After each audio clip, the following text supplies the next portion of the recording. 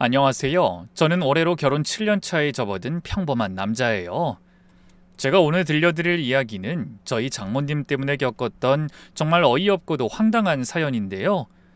생각해보면 처음 만났을 때부터 징조가 있었어요. 저는 5년 동안 사귄 여자친구와 드디어 결혼을 하기로 했어요. 상견례도 무사히 마쳤고 이제 여자친구네 집에 정식으로 인사를 드리러 가는 날이었죠. 정말 떨렸어요. 백화점에서 제일 비싼 과일 세트랑 홍삼, 그리고 장인어른 좋아하신다는 양주까지 한아름 들고 여자친구네 집 앞에 섰는데 손에 땀이 날 정도였어요. 괜찮아. 우리 부모님 좋은 분들이야. 특히 아빠는 정말 자상하시고 인자하셔. 곧 아내가 될 여자친구가 제 손을 꼭 잡으면서 그렇게 말했어요. 아파트는 강남의 40평대 아파트였는데 나중에 안 사실이지만 장인어른이 평생 모은 돈으로 산 유일한 재산이었죠. 초인종을 누르니까 문이 열렸는데 제 눈에 들어온 장모님의 모습은 좀 충격적이었어요. 어서 와요. 얘기 많이 들었어요. 어머, 이렇게 많이 사왔어요? 처음 뵙겠습니다. 영광입니다. 아, 영광은 무슨... 우리 딸이 하도 귀에 닦지 않도록 이야기해서 잘 알고 있어요. 얼른 들어와요. 60대 초반이신데 정말 화려하게 차려입으셨더라고요. 빨간색 실크 원피스에 금목걸이가 몇 개나 되는지 금팔찌도 양쪽에 차고 계셨어요. 화장도 정말 진하게 하셔서 아이섀도우가 파란색, 빨간색으로 그라데이션 되어 있었죠. 솔직히 처음엔 당황했어요. 워낙 소박한 부모님과 살았던 터라 이렇게 화려한 건 봐도 적응이 되지 않았거든요. 그런데 더 놀란 건 장모님 시선이 제가 들고 온 선물 쪽으로 쏠리더니 대뜸 이러시는 거예요. 백화점 마크네? 어느 백화점이에요? 현대? 신세계? 네. 신세계에서 샀습니다. 신세계? 아이, 거기 비싸던데. 이 과일 세트 얼마 주고 샀어요? 그때 여자친구가 급하게 말했어요. 아이, 엄마, 손님한테 무슨 가격을 물어봐. 아니, 그냥 궁금해서 물어보는 거지. 요즘 과일값이 너무 비싸서.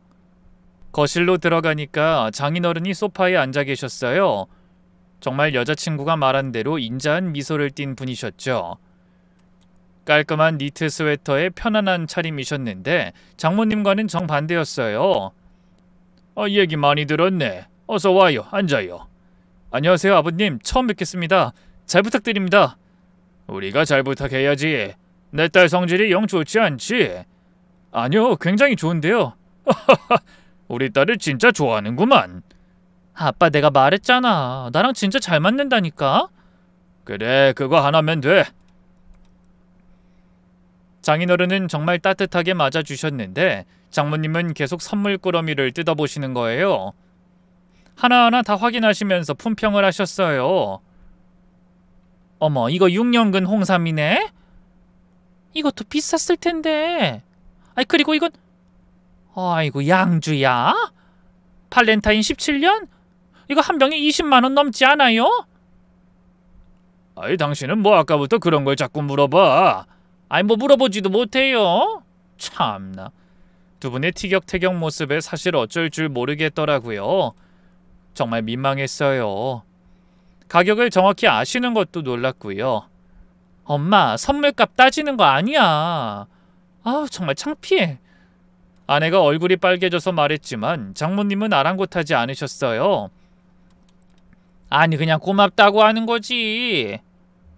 아니, 근데 정확히 무슨 일 하신다고 했죠? 대기업 전자회사 과장입니다. 그러니까 장모님 표정이 확 변하더라고요. 실망한 표정을 감추지도 않으셨어요. 이런 분위기가 처음이라 사실 당황스럽기도 하고 제 점수를 매기는 것 같아 아무리 여자친구의 어머님이어도 기분은 좋지 않았죠. 과장? 몇 살인데 아직 과장이에요? 32입니다. 내년에 차장 진급 예정이고요. 32의 과장이면 월급이 얼마나 돼요? 엄마! 아내가 거의 울 것 같은 표정으로 말했지만 장모님은 계속하셨죠. 아니, 우리 딸이 시집가서 고생하면 안 되니까 물어보는 거야.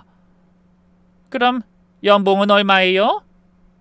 정말 대답하기 곤란했지만 숨길 수도 없어 솔직하게 말했어요. 세전 6천만 원 정도 됩니다. 6천? 그것밖에 안 돼요? 요즘 대기업이면 더 받지 않아요?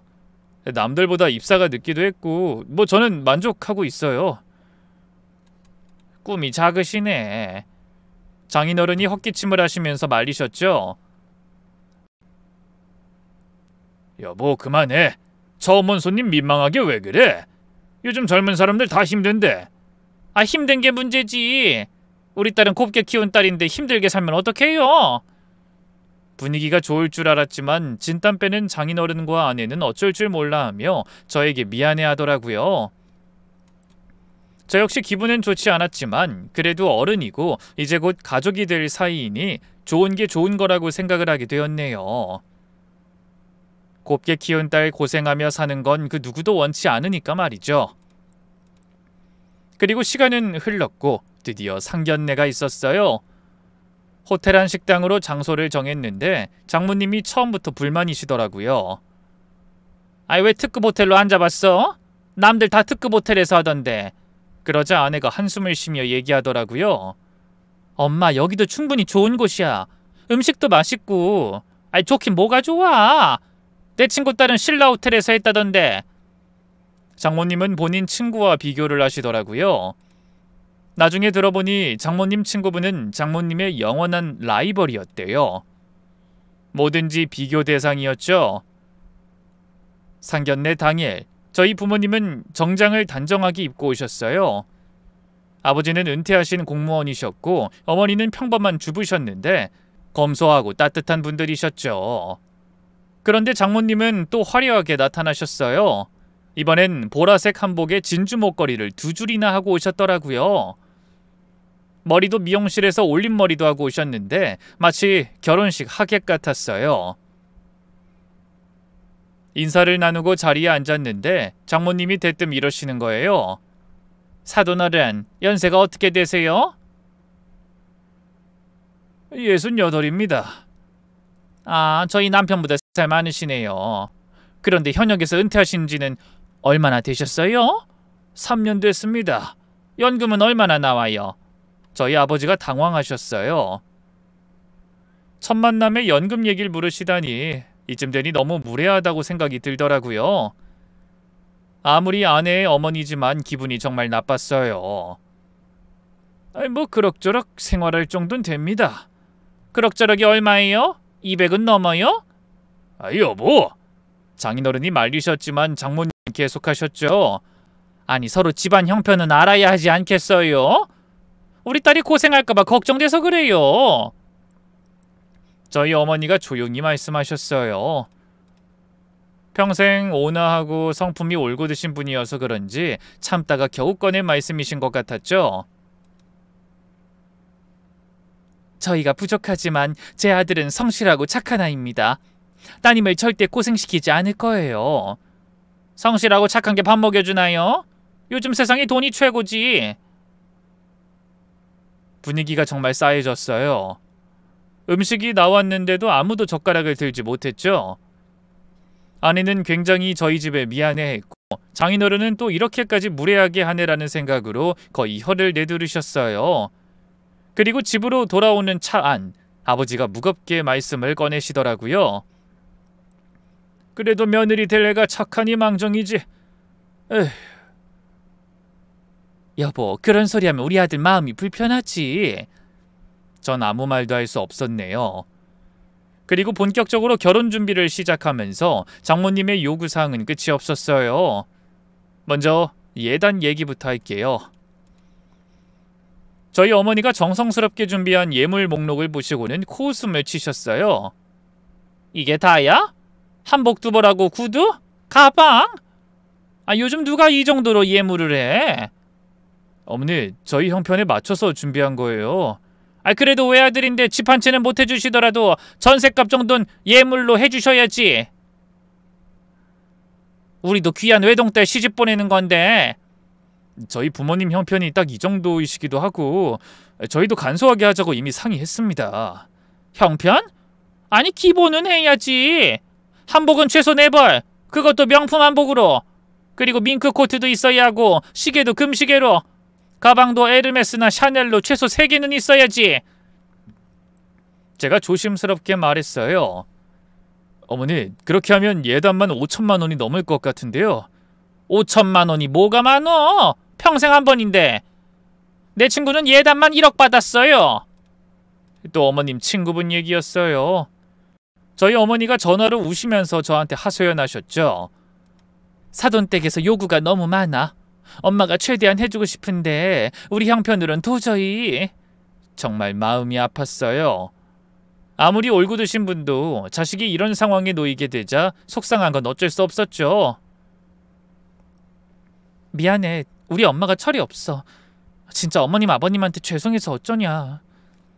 그러게. 자기도 마음이 안 좋겠네. 내가 찾아뵙고 사과 드릴까봐. 아니야, 괜찮아. 그러다 마시겠지. 하지만 장모님은 작정한 듯 보였어요. 이게 뭐야? 요즘 3캐럿이 기본인데 1.5캐럿? 우리 딸이 이런 걸 끼고 어떻게 다녀? 엄마, 난 이거 마음에 들어. 요즘 누가 그렇게 큰 걸 껴. 그리고 정성껏 골라준 거잖아. 아내가 말했지만 장모님은 들은 척도 안 하셨어요. 마음? 마음이 뭐가 중요해? 남들이 보고 뭐라고 하겠어? 쟤는 시집을 어디로 갔길래 반지가 저 모양이야 할 거 아니야? 제가 참다 못해 말했어요. 어머님, 그럼 제가 대출 받아서라도 3캐럿으로 바꿔드릴게요. 그러니까 장모님이 갑자기 표정을 바꾸시면서 아이, 뭘 또 그렇게까지. 굳이 그럴 필요까지는. 아이, 대출은 무슨. 그냥 현금으로 더 보태주면 안 돼? 정말 화가 났지만 딱 한 번만 참자라고 생각이 들었네요. 내가 보란듯이 결혼해서 우리 사위라는 걸 들어보겠다고 이도 악물었어요. 하지만 가전문은 정말 전쟁이었어요. 장모님은 마치 가전 품평회를 하시는 것 같았어요. 냉장고가 이게 뭐야? 양문형도 아니고 일반 냉장고? 어머니, 신혼집이 20평인데 양문형은 너무 커요. 20평? 아니, 신혼집이 왜 20평이야? 최소한 30평은 돼야지? 아니면 아예 40평으로 가든가. 저희 능력으로는 20평이 최선이에요. 능력이 그거밖에 안 된다는 게 문제지. 자네 부모님한테 도움 못 받나? 정말 자존심이 상했지만 참았어요. 부모님도 형편이 어려우세요. 그리고 이런 문제로 심력 끼치고 싶지 않고요. 그리고 저희는 결혼 전에 저희 형편에 맞게끔 하기로 이미 약속했습니다, 어머님. 아니, 그 말은 지금 형편이 어려운 집에 우리 딸을 시집 보내란 말이야? 그날 아내는 저한테 너무 미안했는지 울면서 전화했어요. 오빠 미안해. 우리 엄마가 너무 심해. 내가 말려도 안 들어. 괜찮아. 다 참을 수 있어. 너만 있으면 돼. 예식장을 정하는 것도 일대 파동이었어요. 저희가 예약한 곳은 깔끔하고 음식도 맛있기로 소문난 중형 예식장이었어요. 하지만 역시나 장모님이 예식장을 보러 오셨다가 난리가 나시더라고요. 아니, 이런 허름한 데서 결혼식을 해? 건물도 오래됐고 로비도 좁고 이런 데서 하면 평생 후회해. 어머니, 여기 음식이 정말 맛있대요. 하객들도 좋아하실 거예요. 음식? 결혼식에서 중요한 게 음식이야? 격식이지? 남들 다 특급 호텔에서 하는데. 엄마, 특급 호텔은 너무 비싸요. 한 번에 5천만 원이 넘어요. 5천만 원이 뭐가 많어? 평생 한 번인데. 빚을 내서라도 호텔에서 해야지. 엄마, 제발 철 좀 들어. 오빠도 그렇고 우리 집이 무슨 재벌인 줄 알아? 아내가 거들자 장인어른이 나서셨어요. 에이, 그러게 작작해. 애들이 알아서 좋은 곳 했겠지. 그리고 괜찮고 적당한 곳이면 됐지. 왜 자꾸 간섭이야? 간섭이 아니라 걱정돼서 그래요. 내 친구 딸은 신라 호텔에서 했는데 우리 딸은 이런 데서 하면 창피하잖아요. 또 친구분 얘기였어요. 정말 지겹더라고요. 그때 아내가 참다 못했는지 폭발하고 말았네요. 엄마! 엄마 친구가 그렇게 좋아? 아주 강남까지 가겠네? 그 집은 그 집이지 왜 이렇게 비교를 해? 뭐? 너 지금 엄마한테 대드는 거야? 대드는 게 아니라 사실을 말하는 거야. 내 인생은 내가 사는 거야. 엄마 체면 때문에 사는 거 아니라고. 너 같은 딸을 둔 내가 한심해. 엄마 체면도 생각 안 하고. 끝까지 고집을 꺾지 않는 장모님에게 지쳤는지 아내는 결혼을 준비하면서 처음으로 눈물을 흘리며 뛰쳐나가더라고요. 아마 저에게 미안함에 흘리는 눈물이었을 테지만요. 자기야, 괜찮아? 오빠, 나 정말 엄마가 싫어. 왜 맨날 남이랑 비교해? 어려서부터 진짜 넌덜머리가 나. 내가 있잖아. 나 때문이라면 괜찮아. 오빠한테 진짜 미안해서 그렇지. 우리 엄마인 게 창피해. 그날 이후로 아내는 일주일 동안 본가에 가지 않았어요. 장모님도 연락하지 않으셨고요. 결국 장인어른이 중재를 하셨어요. 우리 딸 밥은 잘 먹고 지내는 거지? 화난 거 알지만 그래도 엄마야. 화해하고 결혼 준비 마저 하자. 아빠, 엄마는 날 사랑하는 게 아니라 자기 체면을 사랑하는 것 같아. 아니야, 그럴 리가 없지. 아니, 예전부터 엄만 그랬어. 늘 보여지는 거에 중시했지. 장인어른도 할 말이 없으셨나 봐요. 그리고 장인어른이 장모님을 어떻게 풀어드렸는지 일주일 만에 장모님이 저희 집에 오셨어요. 하지만 사과는 없었네요. 결혼식장은 너희들 마음대로 해. 대신 내 친구들한테 창피당하면 너희 책임이야. 그게 화해였어요. 정말 어이없었죠. 사실 어이가 없다기보다 제 아내가 너무 불쌍했네요. 평생 저런 사람 밑에서 시달렸겠구나 싶었거든요. 아내는 그때부터 장모님과 거리를 두기 시작했어요. 예전처럼 다정하게 대하지 않았죠. 그리고 결혼을 앞두고 장모님은 도저히 안 되겠는지 또다시 직접 호텔을 알아보고 오셨어요. 내가 알아봤는데 W 호텔이 괜찮대. 거기로 해요. 어머니, 거긴 정말 비싸요. 기본이 8천만 원이에요. 그럼 반반씩 내면 되잖아. 4천씩. 엄마, 우리가 싫다고 했잖아. 왜 또 멋대로 알아봐? 멋대로? 내가 너희들 위해서 하는 건데? 우리를 위해서가 아니라 엄마 체면 때문이잖아. 또 모녀 싸움이 시작됐어요. 정말 결혼 준비가 전쟁 같았네요. 남들은 고부 갈등이다 뭐다 하는데 저희는 모녀 전쟁이었죠. 물론 아내는 저를 위해서 대신 싸워주는 것 같았지만요. 우여곡절 끝에 결혼식 날이 됐어요. 장모님은 새벽 5시부터 미용실에 가셨대요. 결혼식장에 나타난 장모님을 보고 다들 입을 다물지 못했어요. 핫핑크색 한복에 머리는 탑처럼 높이 올리고 얼굴은 무대 분장 수준으로 화장을 하셨어요. 목에는 진주 목걸이를 3줄이나 하고 팔찌도 양쪽 몇 개씩 차고 계셨죠. 신부인 아내보다 더 화려하셨어요. 그 모습을 본 저희 어머니가 조심스럽게 말씀하셨죠. 사돈, 너무 화려한 거 아니에요? 저희 어머니는 푸른 한복에 작은 브로치 하나만 달고 계셨거든요. 단정하고 품이 있으셨죠. 그런데 장모님이 뭐라고 하셨는 줄 아세요? 화려하긴요? 딸 결혼식인데 이 정도는 기본이죠. 사돈 어른은 왜 이렇게 수수하게 입고 오셨어요?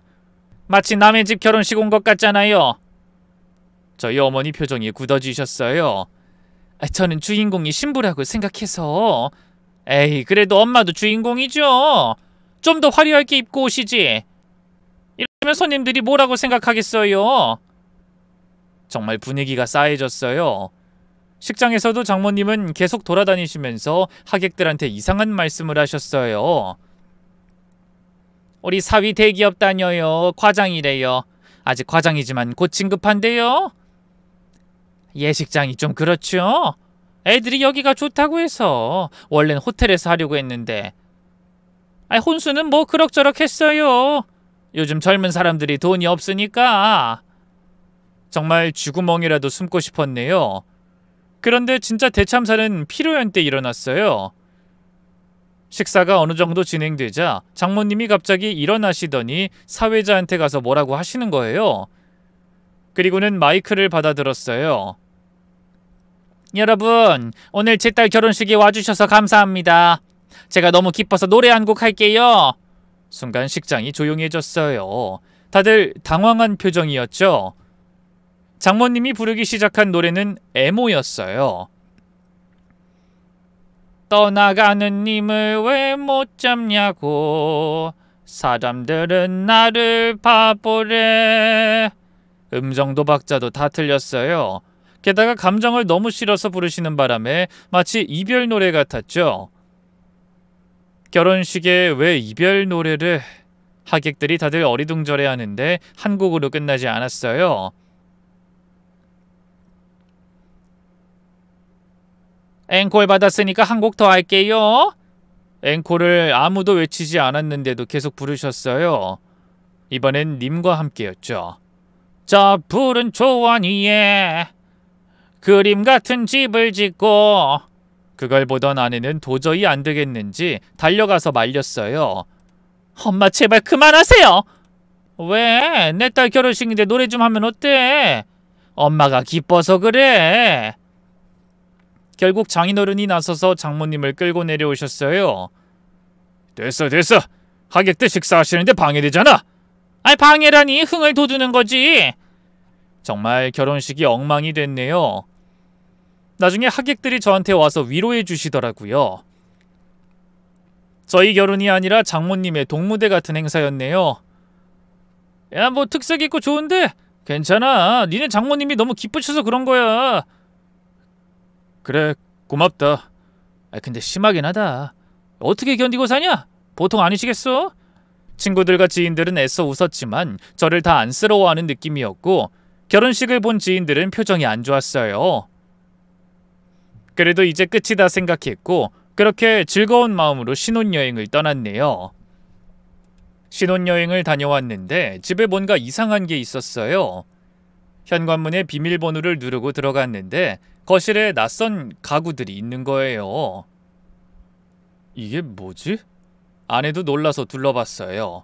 새 소파, 새 테이블, 새 TV장 다 바뀌어 있었죠.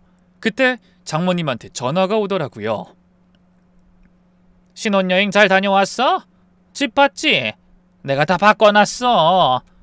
어머니 이게 뭐예요? 저희가 허락도 안 했는데. 허락? 내 딸 집인데 내가 꾸며주는 게 뭐가 잘못이야? 너무 초라해서 다 바꿨어. 고마워해야지. 알고 보니 저희 없는 동안 장모님이 스페어 키로 들어와 다 바꿔놓으신 거였어요. 남들은 고부 갈등 겪는다고 하던데 전 시어머니 못지않은 장모님을 만나고 말았죠. 어머니 이게 다 얼마예요? 저희가 돈 드릴게요. 돈? 됐어. 내가 해준 거야. 대신 나중에 갚으면 돼. 나중에 갚으라는 게 무슨 의미인지 그땐 몰랐어요. 가구뿐만이 아니었어요. 냉장고를 열어보니 반찬이 가득했어요. 그런데 이상한 건 다 장모님이 좋아하는 반찬들이었죠. 이거 우리 집 맞아? 아내가 한숨을 쉬며 말했어요. 내가 진짜 면목 없다. 우리 엄마가 원래 유별나. 앞으로도 이러시면 너무 힘들 것 같은데 내가 잘 얘기할게. 미안해. 결혼하고 한 달쯤 지났을 때부터 장모님의 불시 방문이 시작됐어요.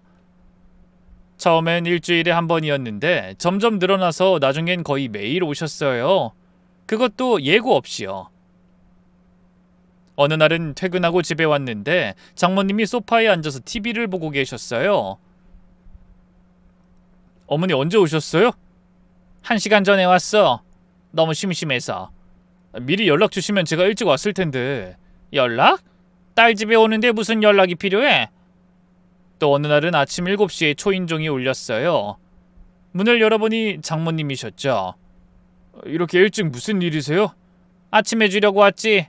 맨날 대충 먹고 다니면 어떡해? 그러면서 부엌으로 들어가 요리를 시작하셨어요. 문제는 장모님이 만든 음식이 다 짜고 맵다는 거였어요. 엄마, 우린 싱겁게 먹어요. 싱겁게 먹으면 맛이 없잖아. 이 정도 먹어야 힘이 나지. 장모님이 하신 요리라 그런지 억지로 먹었더니 속이 쓰리더라고요. 하루는 내가 무능력해서 장모님이 이렇게 날 편하게 대하고 막대하시나 싶다가도 아내가 우리 집에 잘하고 저에게 잘하는 모습을 보면 그래 뭐 이해해야지 싶다가 이런 마음들이 공존하게 되었네요. 결혼 3개월쯤 됐을 때 장모님이 이상한 요구를 하기 시작했어요.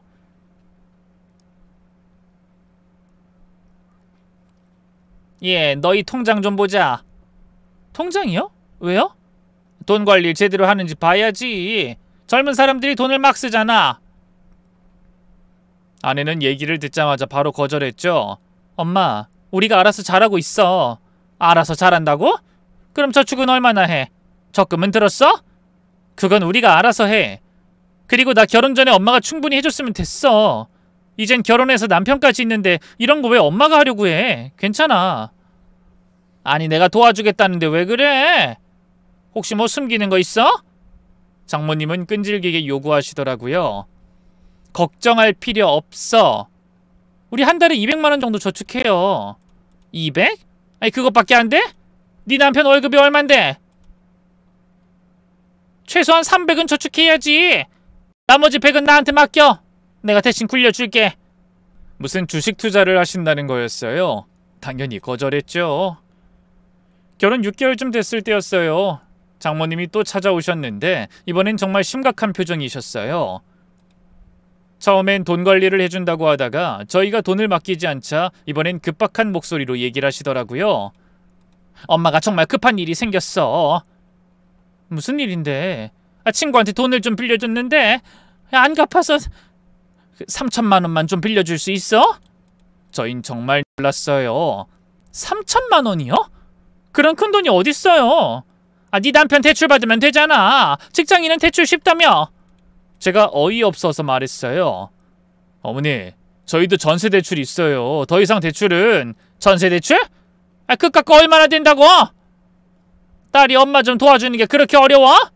그때 장인어른이 전화가 오시더라고요. 자네 나야. 혹시 집사람 거기 갔어? 네, 아버님. 돈 얘기했지? 절대 주면 안 돼. 사실 친구한테 빌려준 게 아니라 주식으로 날린 거야. 장모님이 전화를 빼앗으셨어요. 여보, 왜 애들한테 쓸데없는 얘기를 해? 쓸데없는 얘기? 당신이 내 퇴직금 5천만 원 날린 것도 모자라 애들한테까지 손 벌리는 게 쓸데없는 얘기야? 전화 너머로 부부싸움이 시작됐어요. 알고 보니 장모님은 주식에 손을 댔다 큰 돈을 잃으셨대요. 그것도 장인어른 퇴직금으로요.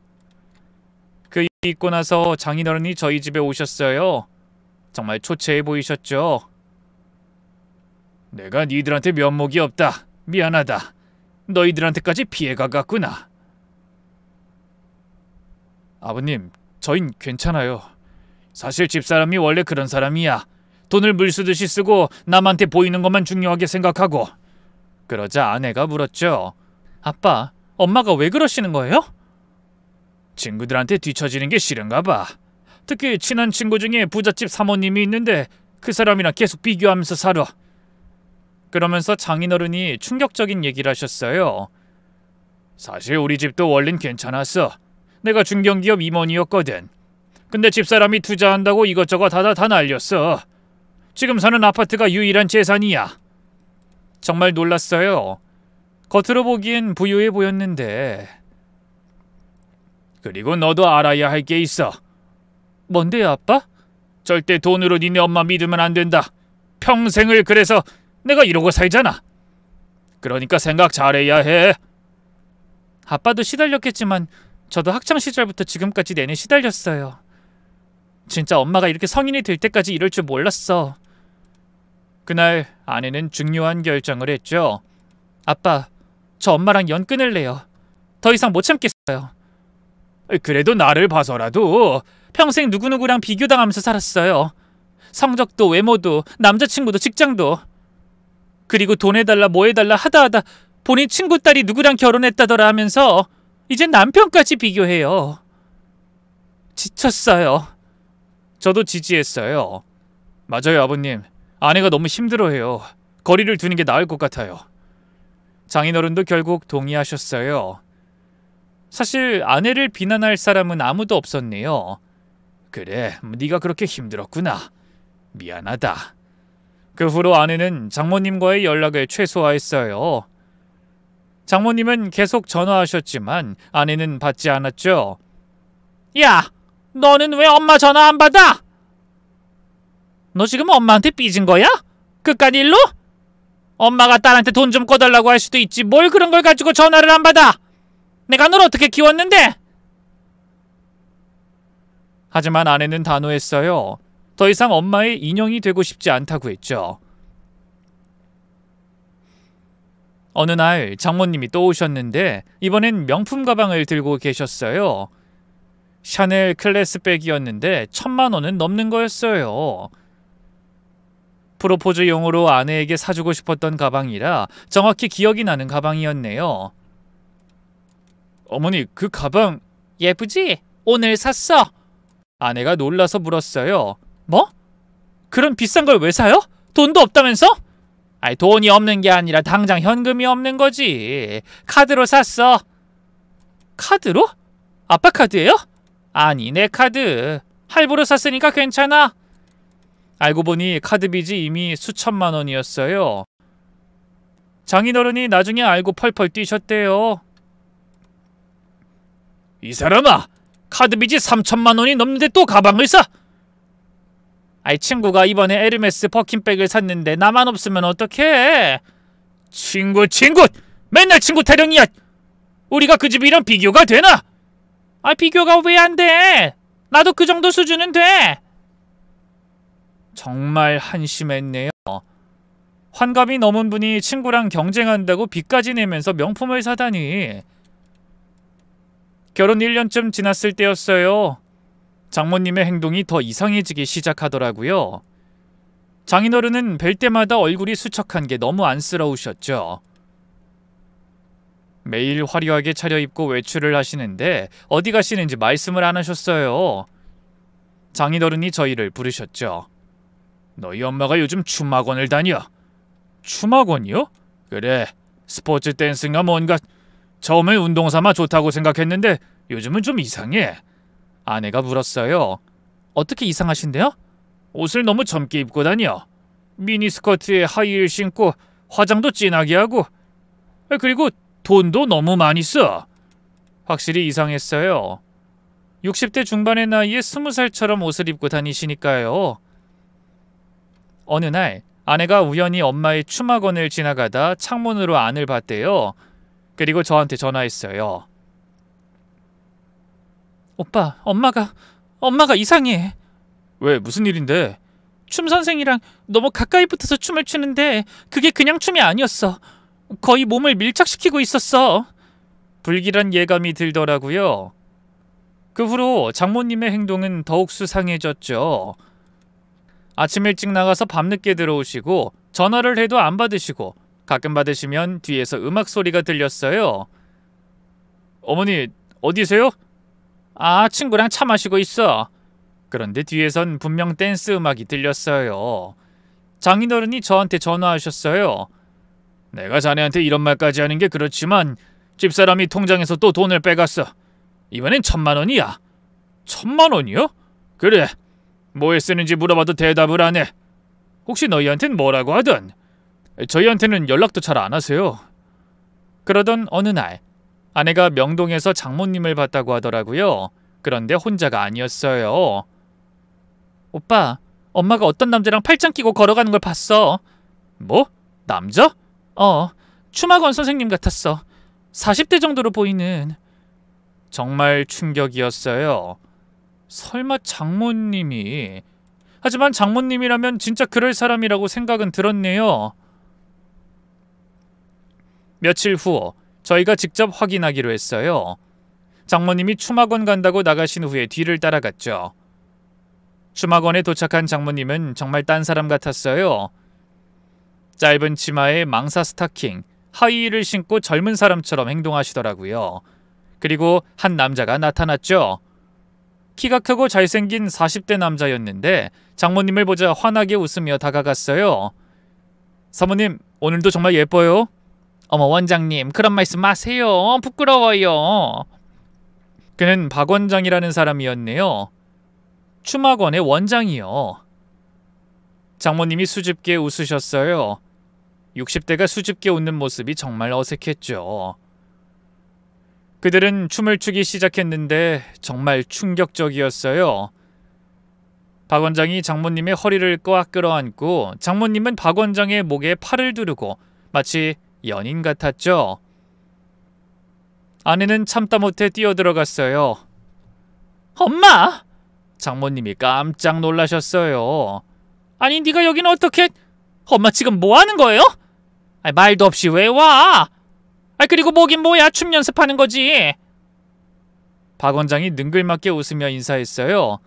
아, 따님이시군요. 어머니가 늘 자랑하시던 전 박 원장입니다.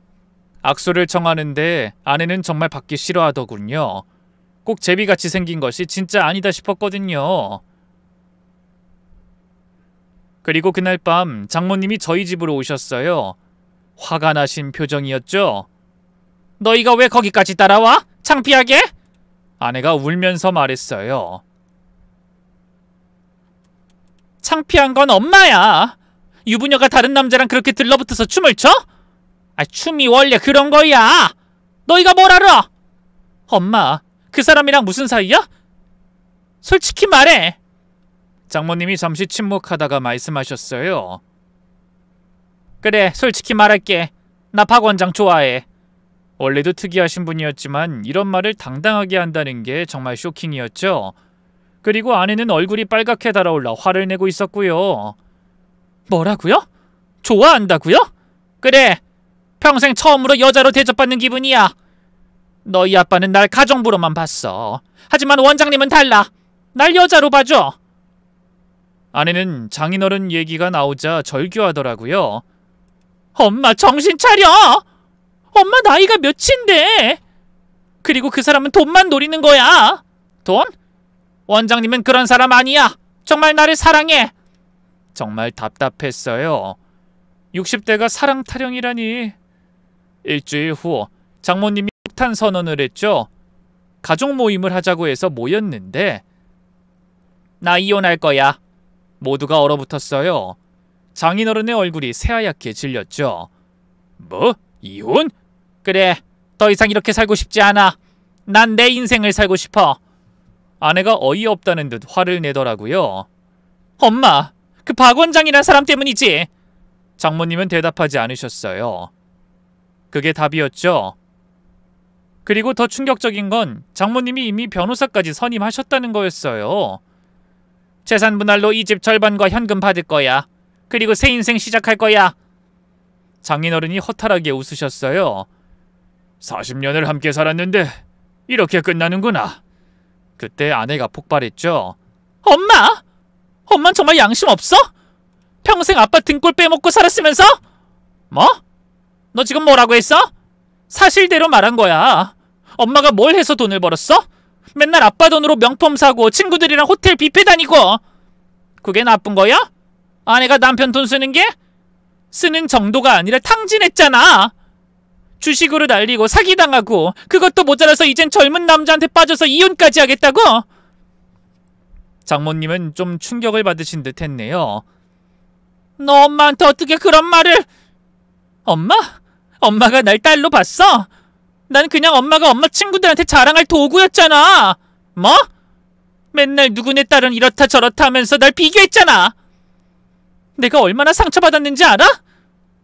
아내는 그동안 쌓였던 감정을 다 쏟아냈어요. 중학교 때 전교 2등 했을 때도 누구네 딸은 전교 1등이라고 했고, 대학 갈 때도 누구네 딸은 명문대 갔다고 했고, 취직했을 때도 누구네 딸은 대기업 갔다고 했잖아. 그게 뭐가 잘못이야? 더 잘하라고 한 거지. 더 잘하라고? 그게 사랑이야? 그건 엄마의 열등감이지. 엄마 친구한테 지기 싫어서 날 이용한 거잖아. 어머님 그만하세요. 뭐? 사위가 장모한테 대드는 거야? 대드는 게 아니라 아내를 보호하는 거예요. 어머님이야말로 정신 차리세요. 가족을 다 버리고 사기꾼한테 가시겠다고요? 장모님은 분노에 차서 나가버렸어요. 그리고 아내는 속이 시원한지 한참을 울더라고요. 오빠, 나 이제 엄마 없어도 돼. 아니, 없는 게 나아. 그렇게 한참을 이혼 타령하던 장모님이었고, 장인어른도 내심 마음의 준비를 하고 있었어요. 저희 역시 장인어른께 앞으로 여정을 책임지겠다까지 했던 상태였네요. 그런 장인어른이 어느 날부터인가 연락이 되지 않았고 3일 만에 연락이 닿았는데 헐레벌떡 전화를 받으셨어요. 나야. 일단 이서방, 니네 장모 모르게 날 좀 빼주게. 아니, 병원에 왜 계시는 거예요? 내가 나중에 설명할게. 지금 성모 병원으로 와줘. 그렇게 병원에 입원했다고 한 장인어른의 면회를 갔더니 장모님은 안 계시더라고요. 제가 오기 전 화장실에 잠깐 가셨다고 했고 장모가 자리를 비운 사이 한참 눈치를 보다 장인어른은 저에게 사정을 했어요. 이서방, 지금 당장 나가야 돼. 그렇게 일단 영문도 모른 채 장인어른을 모시고 나왔고 경악할 진실을 듣게 됐죠. 자네 장모가 단단히 미쳐돌았어. 날 계단에서 밀쳤고 그렇게 다리를 부러뜨려 억지로 입원시킨 거야. 핸드폰도 뺏어서 간신히 찾아 자네 전화 받은 거고 하루에도 몇 번을 찾아와서 걷지 못하는 나한테 이 서류에 도장 찍어라 저 서류에 도장 찍어라 아주 내 재산을 다 빼돌리려고 해. 그게 무슨 소리예요? 아무래도 내가 가진 전부를 뺏어서 그놈에게 갖다 줄 심산이더군. 전 그 말을 듣자마자 정말 심각하구나 싶어 경찰서로 달려가 고소를 진행하게 됐어요. 그리고 장인어른이 참다 못해 사설 탐정을 고용했죠. 박 원장이란 사람을 조사해달라고요. 일주일 후 충격적인 결과가 나왔어요. 박 원장은 전문 사기꾼입니다. 전과가 3번이나 있고 주로 돈 많은 중년 여성들을 타겟으로 합니다. 탐정이 보여준 자료를 보니 정말 기가 막혔어요. 박 원장은 이미 여러 여성에게서 돈을 뜯어낸 전력이 있었어요. 수법은 항상 같았죠. 춤을 가르치면서 접근하고 사랑한다고 속이고 돈을 빼돌리는 거였어요. 그리고 더 충격적인 건 현재도 여러 여성과 동시에 만나고 있습니다. 사진을 보니 박 원장이 다른 여성들과도 다정하게 찍은 사진이 있었어요. 사모님이 준 돈이 벌써 2억이 넘습니다. 아파트 담보대출까지 받으신 것 같더군요. 정말 충격이었어요. 장인어른 모르게 아파트 담보대출까지 받으셨다니. 저는 이 증거를 장모님께 보여드렸고 장인어른을 다치게 한 장모님 또한 고소에 진행 중이라고까지 말씀을 드리게 되었네요. 이런 건 다 조작이야. 너희가 원장님을 모함하려고 만든 거지? 엄마, 증거가 이렇게 확실한데도 안 믿어? 안 믿어. 원장님은 그런 사람 아니야. 박 원장이 엄마 좋아하는 게 아니야. 엄마 돈을 좋아하는 거라고. 엄마가 엄마 친구 부자 아줌마처럼 되고 싶어서 발버둥 치는 걸 이용하는 거야. 네가 뭘 알아? 다른 건 몰라도 엄마가 곧 그 박 원장이란 사람이랑 콩밥 먹게 될 거라는 건 알아. 뭐? 아빠가 이번에 그냥 안 넘어갈 거야. 고소 진행할 거고 어떻게든 이혼해 줄 거니까 걱정 마. 아내는 그렇게 말하고 나갔어요. 장모님도 충격을 받은 듯 했지만 끝까지 고집을 꺾지 않았어요. 장인어른은 장모님을 고소까지 했지만 그래도 마지막으로 말씀하셨어요. 여보, 이게 정말 우리 끝이야. 박 원장을 선택하면 가족은 다 잃는 거야. 상관없어. 어차피 이 집에서 난 행복한 적이 없었어. 그렇게 장모님은 집을 나가셨어요. 그리고 며칠 후 박 원장과 함께 찍은 사진을 SNS에 올리셨대요. 새로운 인생의 시작이라는 글과 함께. 아내는 그 사진을 보고 엄마를 완전히 지워버렸어요. 연락처도 삭제하고 사진도 다 버렸죠. 그리고 사기 혐의로 조사가 시작됐어요. 장모님은 과실치사 혐의까지 적용이 됐죠. 조사가 시작되자 박 원장의 여죄가 속속 드러났어요. 피해자가 장모님 포함해서 8명이나 됐어요. 피해 금액만 15억이 넘었고요.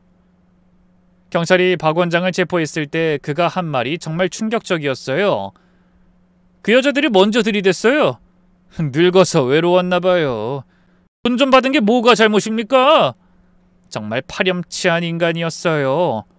장모님은 경찰서에서 박 원장의 진술을 듣고 완전히 무너지셨죠.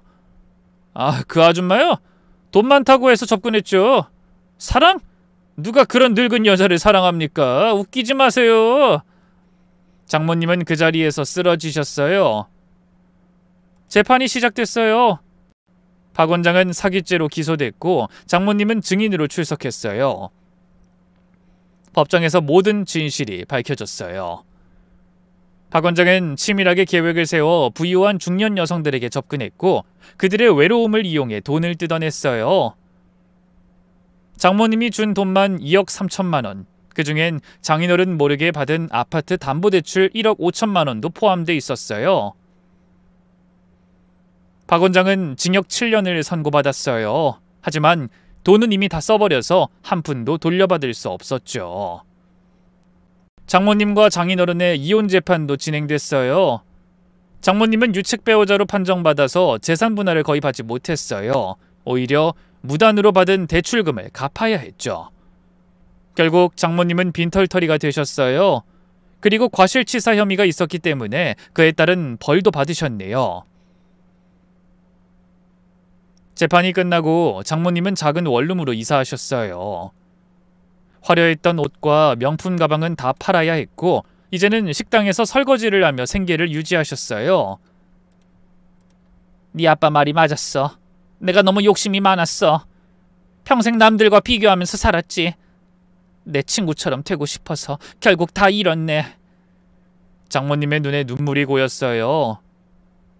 그 사람이 진짜 날 사랑한다고 믿었어. 처음으로 여자 대접받는 것 같았거든. 바보같이. 그런 말은 일기장이나 쓰세요. 이제 나한테 씨알도 안 먹히니까. 1년이 지났어요. 장인어른은 놀라울 정도로 변하셨어요. 매일 아침 운동을 하시고 봉사활동도 시작하셨어요. 무엇보다 표정이 밝아지셨죠? 아버님 많이 건강해 보이세요. 그래, 오히려 홀가분해. 평생 그 사람 눈치 보며 살았는데 이제야 자유를 찾은 것 같다. 장인어른은 이제 저희와 함께 사세요. 손자들도 생겼고 정말 행복해 보이세요. 할아버지, 같이 축구해요. 그래, 가자. 할아버지가 공 차는 법 가르쳐 줄게. 반면 장모님은 여전히 혼자 사세요. 가끔 소식을 들으면 하루하루 힘들게 사신다고 해요. 70 가까운 나이에 식당 일을 하시니 얼마나 힘드시겠어요. 그래도 자업자득이죠. 스스로 선택한 길이니까요. 이 일을 겪으면서 저는 많은 걸 깨달았어요. 첫째, 욕심은 모든 걸 잃게 만든다는 것. 둘째, 남과 비교하며 사는 건 불행의 지름길이라는 것. 셋째, 가족의 소중함은 잃고 나서야 안다는 것. 장모님은 평생 남들 눈치를 보며 살았어요. 특히 본인을 부잣집 친구와 계속 비교하면서 그 수준에 맞추려고 무리했죠. 결국 그 욕심 때문에 가정도 잃고 재산도 잃고 사기꾼에게 속아 모든 걸 잃었어요. 지금은 그 일이 있은 지 3년이 지났죠. 저희는 두 아이의 부모가 됐고 장인어른과 함께 행복하게 살고 있어요. 장인어른은 최고의 할아버지가 되셨죠. 내가 너희들 덕분에 이렇게 행복한 노년을 보내는구나. 아버님이 좋은 분이시니까 그런 거예요. 내가 뭘. 그래도 이렇게 가족이 있어서 다행이야. 가끔 장모님 생각이 나요. 혼자서 얼마나 외로우실까. 후회는 안 하실까. 하지만 어쩔 수 없어요. 스스로 선택한 길이니까요. 본인의 잘못으로 가족과의 인연도 스스로 끊으신 거예요. 이 일은 주변에도 큰 교훈을 남겼어요. 추막원을 다니던 다른 아주머니들도 모두 경각심을 갖게 됐고 박 원장 같은 사기꾼들을 조심하게 됐죠. 무엇보다 중요한 건 있는 것에 감사하며 사는 거예요. 장모님처럼 남과 비교하고 더 가지려는 욕심은 결국 파멸을 부르니까요. 권선징악이라는 말이 있잖아요. 선한 사람은 복을 받고 악한 사람은 벌을 받는다. 정말 그런 것 같아요. 이렇게 행복한 걸 이제야 알았어. 아빠, 이제 힘듦은 다 떨쳐보내고 아빠만 우선으로 생각하고 사세요. 그동안 너무 고생 많았잖아. 우리 딸, 그리고 사위한테 미안하고 고맙다. 그런 생각 마세요. 저희 아버님이 있어 든든합니다. 항상 건강하세요. 장인어른처럼 선하고 겸손하게 사신 분은 행복한 노년을 보내고 계시고 장모님처럼 욕심부리고 가족을 배신한 분은 비참한 말년을 보내게 됐네요. 여러분, 이 이야기를 들으시고 어떤 생각이 드시나요? 혹시 주변에 이런 일이 있다면 꼭 조심하세요. 특히 나이 들어서 젊은 이성에게 빠지는 거 정말 위험해요. 그리고 가장 중요한 건 가족을 소중히 여기는 거예요. 가족은 한 번 잃으면 다시 찾기 어렵습니다. 오늘 제 이야기가 여러분께 작은 교훈이 되었으면 좋겠어요. 긴 이야기 들어주셔서 감사합니다.